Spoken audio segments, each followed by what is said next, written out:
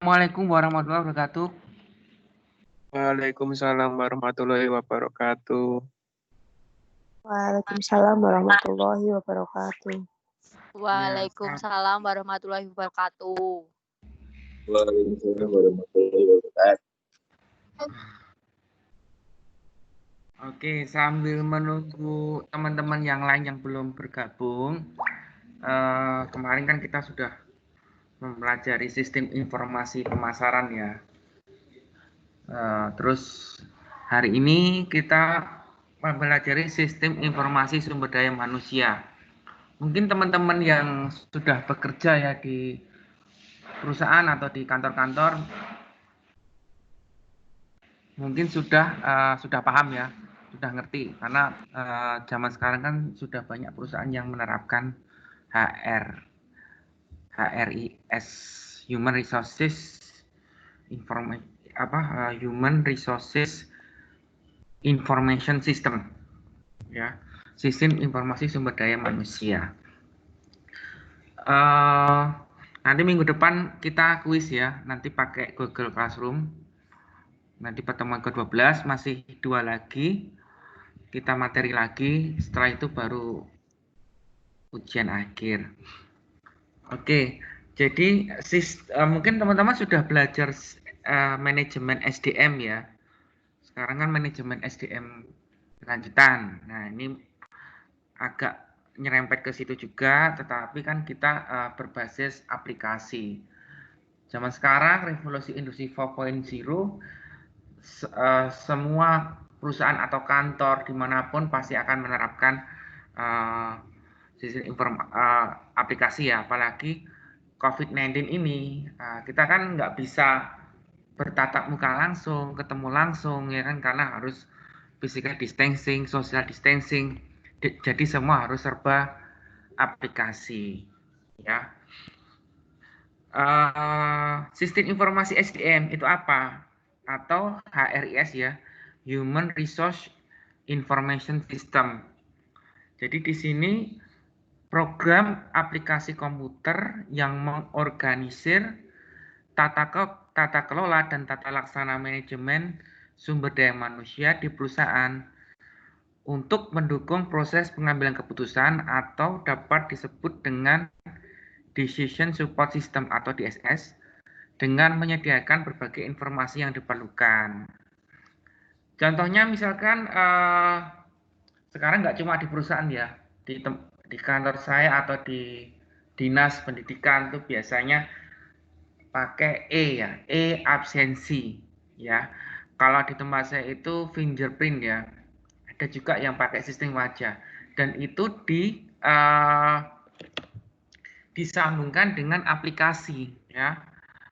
Jadi kita bisa mengecek harusnya datang jam 8 sampai jam 4. Loh, ini kok datangnya lebih dari jam 8. Nah, itu secara otomatis langsung by system. Oh, berarti dia lambat.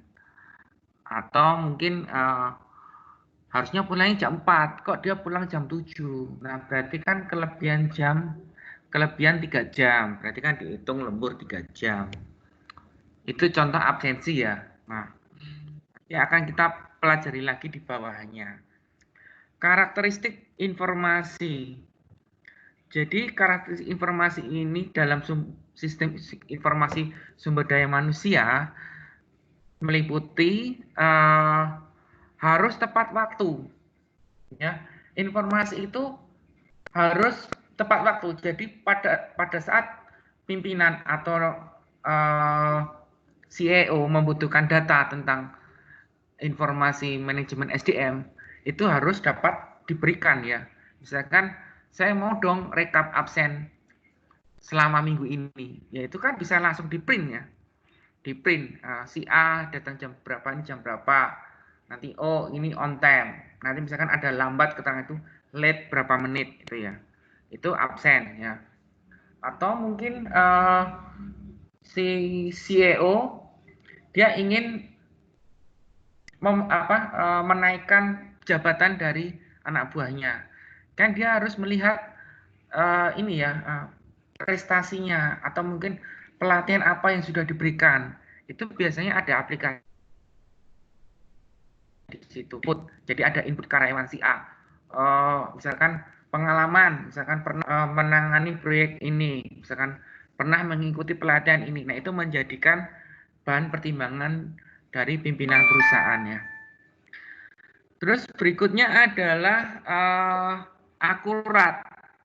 Jadi kalau sistem informasi dengan otomatis by system itu selalu akurat ya, selalu akurat karena dia selalu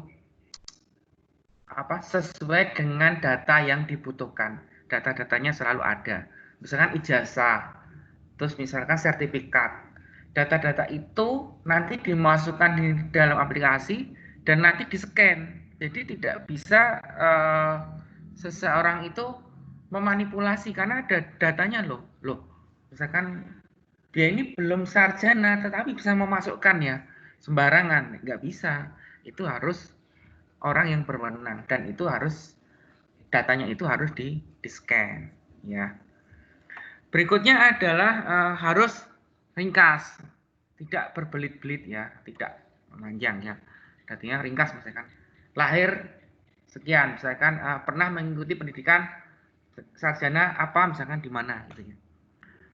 Harus relevan dengan data yang dibutuhkan di perusahaan ya. Data-data pelatihan yang relevan. Misalkan saya mau staf yang sudah mengikuti data-data pelatihan marketing, ya hanya teman-teman yang sudah pernah melakukan pelatihan itu ya. Harus lengkap, datanya harus lengkap. Misalkan data untuk tahun 2019, ya 2019 saja ya, harus lengkap dari bulan Januari sampai bulan Desember. Sampai sini ada pertanyaan?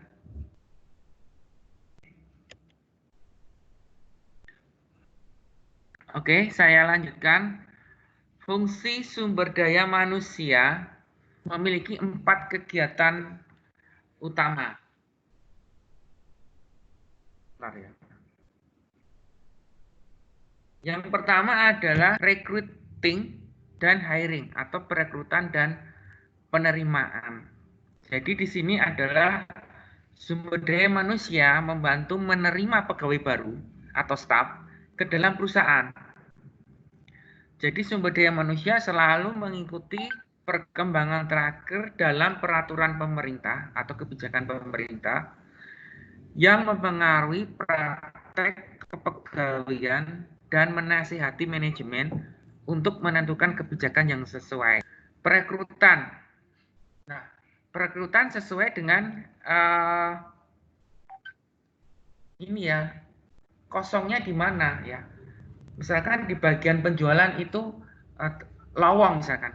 Ya, kita harus merekrut staf di bagian penjualan. Nah, spesifikasinya apa yang dibutuhkan di bagian itu? Harus bisa apa? Harus memiliki sertifikat apa? Harus memiliki tingkat pendidikan apa? Nah, direkrut melalui apa misalkan? Misalkan di setiap perguruan tinggi, misalkan di Uniba. Nah, kita biasanya memberikan informasi di setiap perguruan tinggi, misalkan di Uniba. Nah, nanti baru ada rekrutmen ya. Atau bisa jadi di surat kabar ya, bisa. Atau kalau sekarang itu biasanya lewat media-media online ya, job apa itu dulu ya, job vacancy ya yang ada di itu kan banyak. Nanti apalagi di saat sekarang ini kan biasanya penerimaannya itu melalui media online, nanti lewat email ya, lewat email. Nanti mungkin pemberitahuannya lewat telepon. Nah, pada saat sekarang ini karena kita harus menjaga jarak, bisa jadi wawancaranya juga wawancara nanti lewat Zoom bisa ya. Penerimaan sesuai dengan kualifikasi yang dibutuhkan oleh perusahaan itu. Nah, apabila diterima ya, biasanya staf-staf baru ini itu kan pasti diberikan pelatihan-pelatihan atau pendidikan ya. Jadi Misalkan ya, selama periode kepegawaian seseorang, sumber daya manusia dapat mengatur berbagai program pendidikan dan pelatihan yang diperlukan untuk meningkatkan pengetahuan dan keahlian kerja pegawai atau skill. Bagian penjualan, ya kita harus meningkatkan skill staf bagian penjualan yang baru misalkan. Oh, kita berikan pelatihan-pelatihan, kita berikan training misalkan.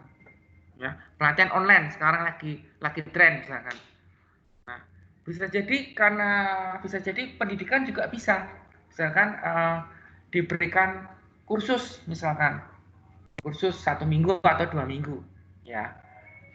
Atau misalkan karena yang bersangkutan masih D3, ya terus ditingkatkan tingkat pendidikannya menuju S1, ya. Dia wajib kuliah lagi, misalkan kuliah di Uniba, ambil manajemen, ya. Berikutnya adalah manajemen data. Jadi sumber daya manusia menyimpan database yang berhubungan dengan pegawai dan memproses data tersebut untuk memenuhi kebutuhan informasi pemakai. Jadi setelah ada data-data, ya, itu di manage ada penyimpanan database, ya. Berikutnya adalah penghentian dan administrasi tunjangan. Jadi selama seseorang dipekerjakan oleh perusahaan mereka akan menerima paket tunjangan. Nah, setelah penghentian, sumber daya manusia mengurus program pensiun, ya, bagi mantan pegawai tersebut atau pesangon ya kalau di swasta ya. Jadi selain pekerja itu menerima gaji atau upah, mereka juga menerima tunjangan ya. Misalkan tunjangan kesehatan, tunjangan hari raya, ada lagi mungkin tunjangan apa lagi ya, transport misalkan, tunjangan uang makan misalkan, untuk makan siang itu biasanya ada ya. Nah, atau mungkin apalagi bentuk-bentuk itu ya, benefit yang lain. Mungkin kalau perusahaan itu punya keuntungan lebih di akhir tahun, biasanya dia mendapatkan benefit yang lebih dari perusahaan, tergantung dengan laba dari perusahaan. Terus untuk penghentian, biasanya perusahaan memberikan hak dari pegawai itu berupa pesangon ya, kalau itu biasanya pesangon berapa kali gaji. Atau bisa kalau PNS atau ASN itu kan diberikan uang pensiun. Ya. Berikutnya adalah subsistem informasi sumber daya manusia. Nah, subsistem informasi sumber daya manusia ini terdiri dari subsistem input. Subsistem input ini yang pertama adalah sistem informasi akuntansi. Nah, di SIA atau sistem informasi akuntansi ini akan memberikan data personil yang bersifat keuangan. Nah, data ini diolah terdiri dari data personil yang terdiri dari bersifat non keuangan dan lebih permanen, misalkan nama pegawai, jenis kelamin, tanggal lahir, pendidikan, dan jumlah tanggungan. Ya, jadi mungkin semakin pegawai atau staf itu senior, semakin lama bekerja, mungkin pendapatannya juga berbeda dengan yang staf yang baru masuk ya.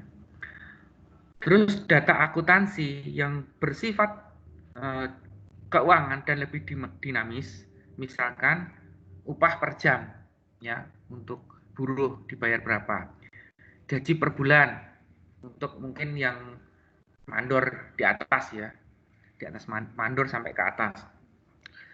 Berikutnya adalah pendapatan kotor dan pajak penghasilan tahun berjalan. Ya, ini kenapa dibutuhkan ya data-data ini? Upah ini ya itu biasanya untuk penghitungan pajak ya. Dia dikenakan pajak enggak? PPh misalkan. Ya. Berikutnya adalah subsistem penelitian sumber daya manusia. Subsistem penelitian sumber daya manusia di sini adalah mengumpulkan data melalui proyek penelitian khusus, seperti misalkan penelitian suksesi. Jadi ini mengidentifikasikan calon bagi posisi yang akan tersedia. Misalkan seseorang akan menjalankan promosi jabatan. Ya, promosi. Itu harus diteliti. Benar nggak dia layak nggak sih si A itu dipromosikan? Sebelumnya itu pekerjaannya itu bagaimana, ditempatkan di sana bagus nggak? Ada apa? Misalkan ada yang gagal nggak proyek-proyeknya? Oh bagus kok, masuk terus masuk. Dia bagaimana hubungannya dengan teman-teman yang lainnya? Oh bagus, bisa bekerja sama nggak? Oh bisa.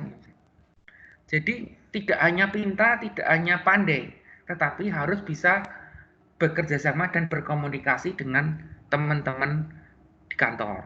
Nah, itu yang bagus. Pintar dan pandai itu tidak cukup ya, kalau dia tidak bisa bekerja sama dan berkomunikasi. Yang penting itu bekerja sama ya. Tidak terlalu pintar nggak masalah, tetapi dia bisa bekerja sama dan bisa berkomunikasi. Itu. Berikutnya adalah ini analisis dan evaluasi jabatan, job evaluation ya, job analysis dan job evaluation. Di sini mempelajari setiap jabatan dalam suatu area dan mengidentifikasikan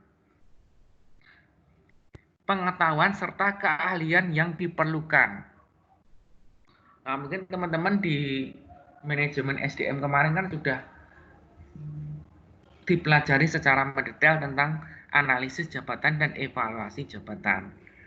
Ya, misalkan jabatannya manajer keuangan misalkan. Nah, itu apa? Identifikasinya apa? Keahliannya apa yang diperlukan? Nah, itu mungkin lebih kita hanya flashback aja ya. Berikutnya adalah penelitian keluhan. Di sini membuat tindak lanjut atas keluhan yang disampaikan pegawai untuk berbagai alasan. Nah, misalkan gini, Pak, ini COVID-19, kok kita masih kerja sih sampai lembur-lembur? Nah, itu kan harus diteliti. Nggak boleh, nanti kalau lembur, jatuhnya orang imunnya turun, sakit, nah akibatnya apa dampaknya? Perusahaannya yang akan rugi. Ya, apabila nanti ada karyawan yang misalkan positif atau diduga PDP atau ODP, nah nanti yang rugi siapa? Perusahaan. Jadi kan memang sudah ditetapkan untuk masa pandemi ini ya karyawan bekerja ya jangan terlalu diforsir untuk lembur, untuk menghemat tenaga. Ini ya. Berikutnya adalah subsistem intelijen SDM. Subsistem intelijen sumber daya manusia di sini adalah mengumpulkan data yang berhubungan dengan sumber daya manusia dari lingkungan di luar perusahaan. Misalkan lingkungan pemerintah. Jadi di sini terkait dengan peraturan ketenaga kerjaan misalkan. Ya. Misalkan kalau peraturan ketenaga kerjaan itu pegawai kontrak. Ya. Kenapa sekarang tidak ada pegawai tetap, pegawai kontrak? Ya, perusahaan itu curang ya, karena gimana ya? Seperti di tempat saya. Jadi, misalnya kontrak 1 tahun, ya dia nggak sampai 1 tahun full sampai 31 Desember. Paling nanti akan dia berakhir di tanggal 2 Januari sampai 15 Desember. Ada jeda 2 minggu. Kenapa? Nah, kalau dia 2 tahun berturut-turut itu tanda tangan kontrak sebagai pegawai kontrak, dia pasti akan kalau 2 tahun harus diusulkan menjadi pegawai tetap. Jadi sekarang banyak perusahaan-perusahaan itu kontraknya sampai 15 Desember. Nanti 2 Januari ditandatangani lagi. Ya, itu seperti itu. Nah, nanti yang 2 minggu itu, nah itu paling nanti perusahaan itu mungkin ya boleh datang. Nanti kita berikan uang transport misalnya gitu kan. Oke. Berikutnya adalah lingkungan pemasok. Jadi di sini pelaksanaan fungsi rekrutmen dan penerimaan pegawai baru. Ya seperti yang saya bilang tadi ya. Bisa melalui di perguruan tinggi misalkan. Atau bisa melalui job fair misalkan. Job fair misalkan di mana misalkan di Unibar. Nah, nanti yang datang kan banyak itu yang di situ. Atau di Dinas Tenaga Kerja juga bisa ya. Seperti itu. Oke.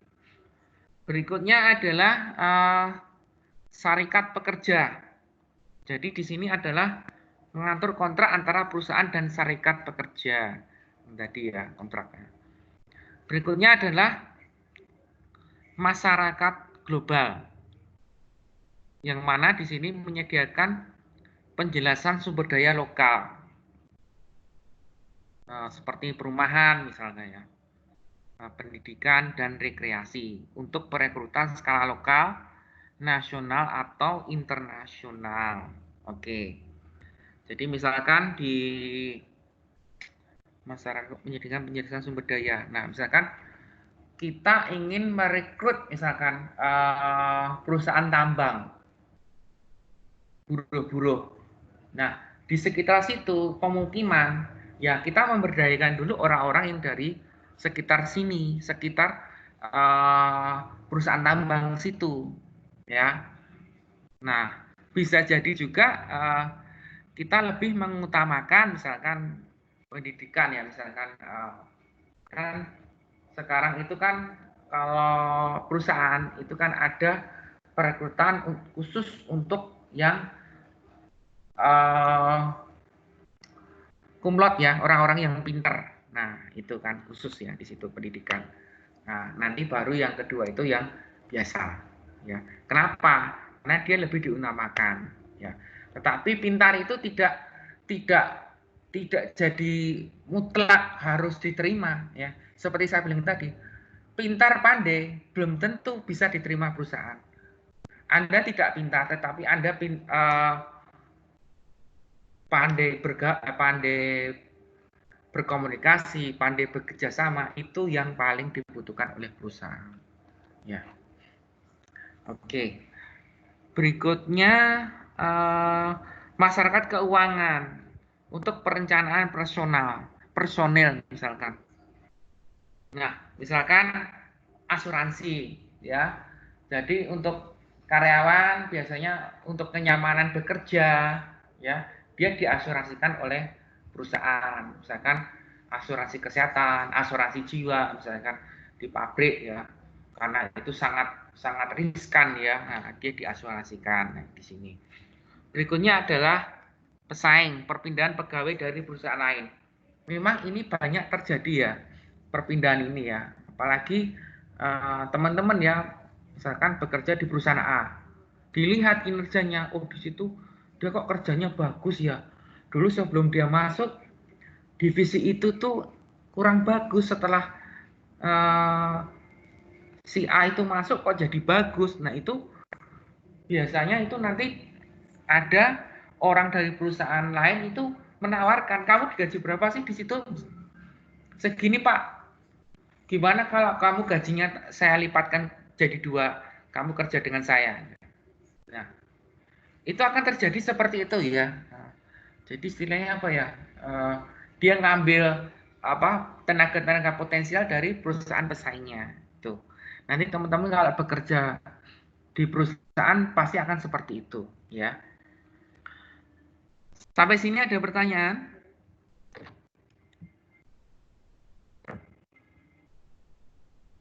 Oke, kita lanjutkan. Subsistem database sistem informasi sumber daya manusia. Oke. Data yang tersimpan dalam database sistem informasi SDM. Lanjut ya.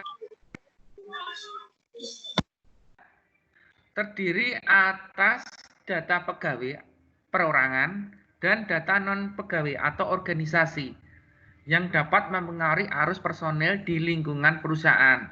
Jadi data-data itu mungkin data tadi ya, nama, jenis kelamin, terus usia, pendidikan, pelatihan, ya, gaji misalkan, terus pengalaman jabatan dan sebagainya ya. Terus data non pegawai organisasi ya, mungkin data organisasi misalkan jumlah karyawannya berapa, perusahaannya misalkan awal berdirinya kapan, labanya berapa dan sebagainya. Berikutnya adalah subsistem output sistem informasi sumber daya manusia. Nah, di sini ada 6 subsistem output. Yang pertama adalah subsistem perencanaan angkatan kerja. Nanti kita jelaskan satu-satu. Yang kedua, subsistem perekrutan. Yang ketiga, subsistem manajemen angkatan kerja. Yang keempat, subsistem kompensasi. Lanjutnya, subsistem tunjangan dan subsistem pelaporan lingkungan. Nah, subsistem perencanaan angkatan kerja ini selalu melibatkan semua kegiatan yang memungkinkan manajemen untuk mengidentifikasi kebutuhan pegawai di masa depan. Ya, aplikasi perencanaan angkatan kerja yang paling populer dilakukan perusahaan adalah pembuatan bagan organisasi, peramalan gaji, dan analisis kerja. Oke, jadi untuk perencanaan ini kan dia harus proyeksinya sampai ke 10 tahun yang akan datang atau jangka panjang. Ya, perusahaan ini mau dibawa kemana? Ya, apakah perusahaan ini sekarang kan bergerak di bidang lokal, misalkan. Apakah kita mau sampai ke luar negeri? Nah, kalau sampai ke luar negeri, nanti bagaimana organisasi kita mau dibuat seperti apa? Ya, gajinya apakah hanya seperti ini atau mau dinaikkan? Dinaikannya berapa persen? Ya, mempengaruhi laba enggak? Misalkan gitu kan. Nah, terus analisis pekerjaan. Nah, misalkan manajer keuangan, misalkan, apakah hanya bekerja di situ aja, ataukah nanti bisa kita tambah, misalkan, gitu kan? Atau mungkin dia harus, misalkan, hanya manajer keuangan, tidak ada asistennya. Apakah perlu ditambah asisten? Nah, itu analisisnya sampai ke situ. Berikutnya adalah subsistem perekrutan. Jadi perusahaan membawa pegawai baru ke dalam perusahaan melalui 2 aplikasi perekrutan. Yang pertama penelusuran pelamar. Berikutnya adalah pencarian internal. Jadi penelusuran pelamar lebih banyak dipraktekkan daripada pencarian internal untuk menemukan calon pekerja yang dibutuhkan oleh perusahaan. Nah, usaha perusahaan untuk mengisi lowongan kerja lebih difokuskan pada lingkungan luar daripada pegawai yang ada. Pencarian internal itu kan pegawai yang ada di dalam. Nah, bobroknya pegawai itu kan kita tahu ya kan. Wong kita tahu kok orang itu seperti itu gitu ya. Makanya kita cari keluar gitu kan. Nah, kadang itu ya kalau di tempat saya dulu, kadang kita rekrut pegawai, tesnya bagus ya. Tes tulis bagus, psikotes bagus, wawancara juga bagus. Nah, begitu kerja tidak sesuai yang kita harapkan. Nah, harus bagaimana perusahaan misalnya gitu kan. Saya dulu juga seperti itu, harus bagaimana? Ya, kita lihat dulu orangnya bagaimana. Oh, ternyata orang ini itu dia tidak memang dia tidak capable untuk pekerjaan yang seperti ini. Dia cocoknya pekerjaan yang bersifat administrasi misalkan. Kalau pekerjaan sifatnya menghitung itu dia tidak terlalu familiar misalnya gitu kan. Itu kan harus ini ya. Nah, terus penelusuran pelamar itu kan bisa melalui website ya, website perusahaan misalkan. Bisa melalui media online misalkan ya. Bisa melalui job fair atau di perguruan tinggi ya. Kalau sekarang kayak untuk yang ke job fair itu mungkin depending ya, karena kan kita masih social distancing, tapi mungkin lebih banyak melalui media koran atau media online sekarang ya. Berikutnya adalah subsistem manajemen angkatan kerja. Nah, ini. Subsistem manajemen angkatan kerja menggunakan sejumlah aplikasi untuk mengetahui usaha pengembangan angkatan kerja yang sudah dilakukan. Misalkan aplikasi penilaian kinerja. Ya. Kalau di tempat saya itu ya, itu sudah ada aplikasi sistem SIMPEK ya, sistem manajemen pegawai ya. Jadi mulai dari data-data pegawai ada di semua di situ. Kita upload misalkan KTP, ijazah, terus mungkin sertifikat ya. Terus nanti absensi juga langsung terintegrasi ke situ. Jadi kan kita lewat fingerprint. Dari situ ketahuan ya, nanti bisa ketahuan ya, karena setiap bulan pasti akan kita laporkan. Terus berikutnya juga penilaian kinerja kita juga melalui satu aplikasi itu, aplikasi SIMPEK itu ya.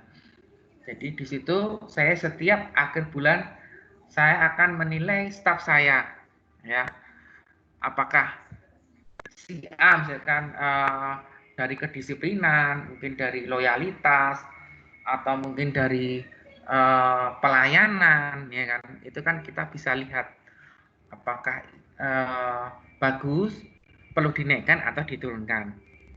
Kalau saya selama ini selama staf saya itu tidak berbuat macam-macam, maksudnya yang biasa-biasa, saya tidak pernah menurunkan penilaian kinerja ya, lebih banyak dinaikkan sedikit-sedikit ya. Untuk apa menurunkan nilai? Itu malah membuat kita merasa apa ya, maksudnya kasihan sama mereka ya kan. Kecuali ada kasus misalkan dua bulan atau 3 bulan berturut-turut tidak hadir tanpa mungkin 1 minggu tidak hadir, nanti hadir lagi. Nah itu pasti akan diturunkan. Nah di aplikasi apa ya, di SIMPEK itu juga di tempat saya itu juga memuat daftar pelatihan yang pernah dilakukan di situ ya. Jadi setiap pegawai itu akan menginput sendiri pelatihan apa saja ya. Biasanya setiap awal tahun dari tahun ini misalkan, nanti di akhir tahun mereka input, nanti langsung diupload sertifikatnya di aplikasi. Nah, pengendalian posisi, nah ini ada ya. Terus aplikasi relokasi, aplikasi keahlian, nah ini kompetensi. Nah itu kompetensi kan juga nanti di satu aplikasi itu nanti bisa diupload kompetensinya apa. Misalkan dulu saya sebelum jadi manajer keuangan kan saya di aset ya, penanggung jawab aset. Ya saya harus ahli di bidang manajemen aset ya. Sampai enggak tok ya. Saya 10 tahun di situ, jadi enggak tok sekali di situ. Aplikasi suksesi itu jabatan ya, aplikasi ya. Seperti riwayat jabatan. Aplikasi pendisiplinan itu sudah jadi satu di aplikasi SIMPEK tadi. Ini aplikasinya bisa dijadikan satu ya teman-teman ya. Berikutnya adalah subsistem kompensasi. Subsistem ini merupakan subsistem yang paling banyak dilakukan ya. 80% kegiatan SDM yaitu melakukan proses penggajian. Nah, sejumlah aplikasi ini diantaranya adalah aplikasi gaji ya. Kalau di tempat saya itu aplikasi Manisku ya, manajemen sistem keuangan ya. Tetapi dihiasi dengan simpek tadi ya. Jadi kita mau membuat gaji teman-teman ya, kita tarik data dari simpek ya, itu sudah secara otomatis ya. Aplikasi Gadiran, nah itu juga biasanya kita bikin uang makan ya untuk staf saya itu terlink dari simpek. Jadi simpek sudah masuk, saya membuat uang makan sesuai daftar Gadiran. Nah itu sudah langsung terlink ya. Aplikasi insentif bonus. Nah ini juga kinerja ya, karena kita kan sistem remunerasi ya. Dari penilaian tadi langsung terlink di aplikasi insentif bonus tadi ya, dapatnya berapa. Hanya saya yang tahu dapatnya teman-teman itu berapa, tapi teman-teman tidak tahu dapatnya teman-teman yang lain itu berapa ya. Tapi sebagai pimpinan yang baik itu kita jangan membocorkan rahasia dari, pokoknya itu kan rahasia ya, bersifat rahasia, itu jangan membocorkan ya, nanti membuat polemik. Aplikasi peningkatan penghargaan, nah ini di Simpek juga ada. Dengan di situ saya dulu pernah mengikuti pemilihan pegawai terbaik ya, nomor 5 se-Indonesia kalau nggak salah. Itu belum selesai, saya pulang duluan karena ada urusan keluarga. Nah, berikutnya adalah subsistem tunjangan.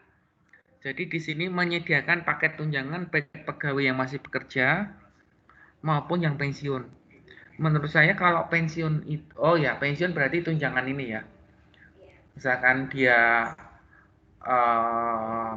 bapak, berarti ada tunjangan istri ya, yang ini berikutnya. Nah, ini otomatis ini ya, ini ada tunjangan pegawai masih bekerja. Nah, kalau tunjangan pegawai berarti kan tunjangan anak, tunjangan istri, tunjangan beras dan sebagainya.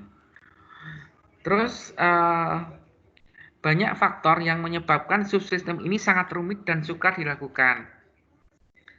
Di antaranya lama bekerja, kreativitas, kinerja, dan adanya inovasi terbaru dari pegawai untuk dapat menentukan jumlah tunjangan yang diterimanya.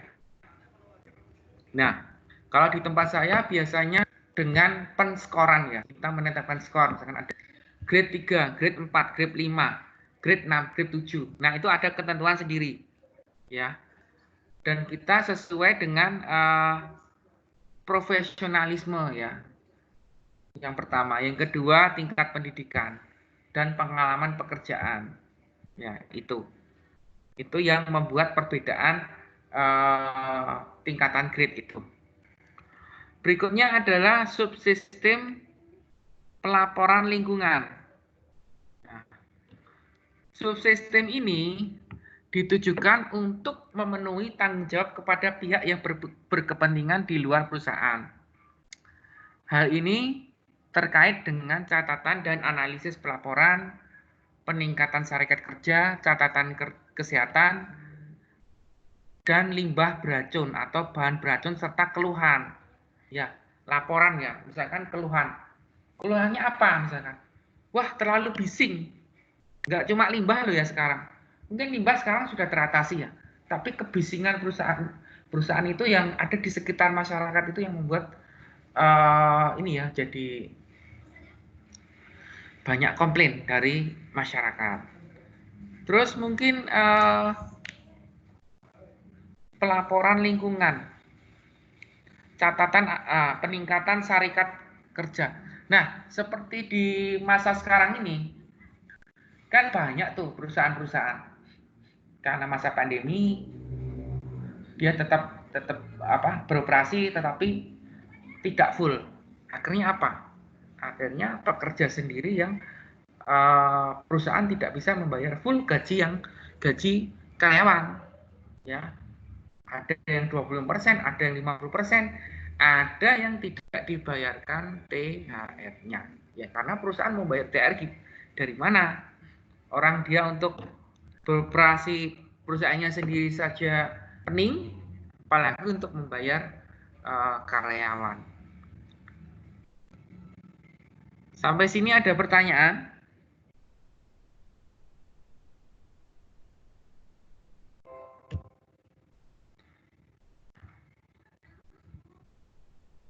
Halo?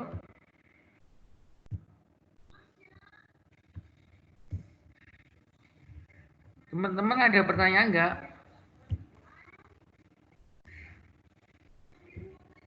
Belum. Oke, kita bentar ya. Ada video YouTube, nanti teman-teman kerjakan ya. Apa, Pak? Hah? Bentar.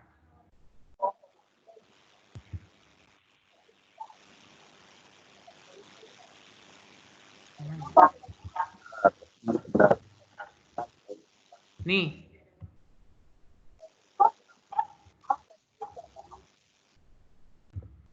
Itu coba buka itu ya.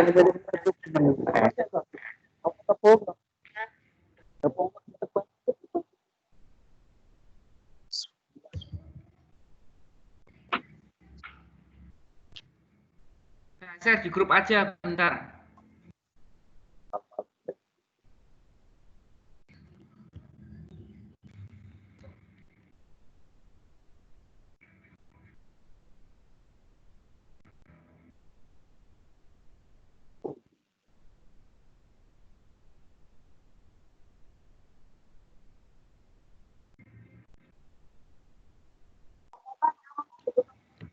Bentar ya.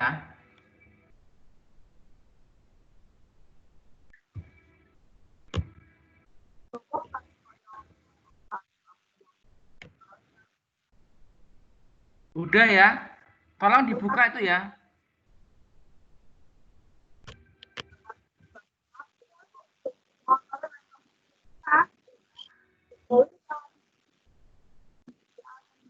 Oke, itu YouTube-nya dibuka dulu.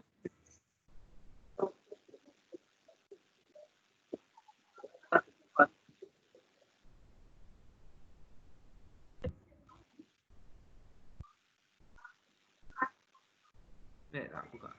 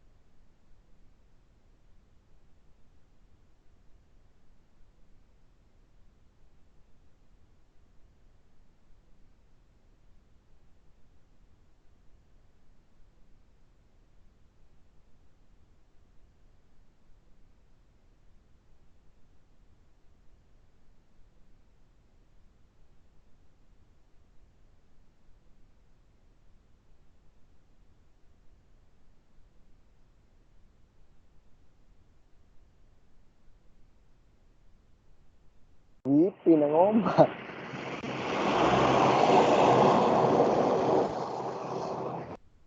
Rampung-rampung tuh, Pak. Swimen. Gimana? Udah selesai?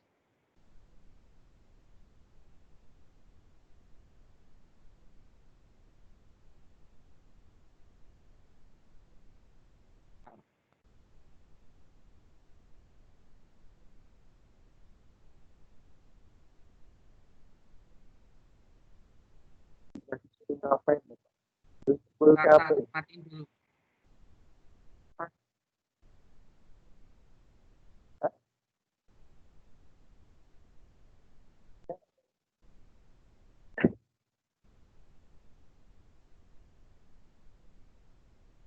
Nah, kesimpulannya apa videonya tadi? Kesimpulannya apa? Bukan apa ini? Video YouTube tadi udah di setel belum? Oh, sudah di YouTube. Yo. Ya? Udah belum?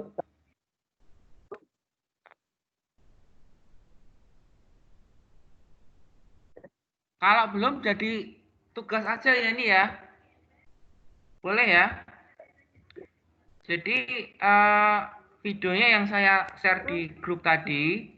Jadi teman-teman nanti menyimpulkan videonya itu tentang apa? Disimpulkan aja. Terus kelebihan dan kelemahannya aplikasi tadi itu apa?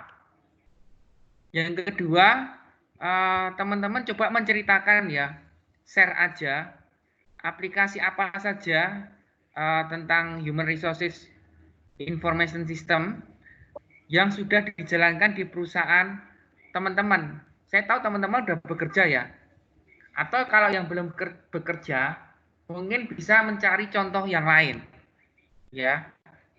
Oke, ini tugas minggu ini. Nanti saya share di grup. Sampai sini ada pertanyaan?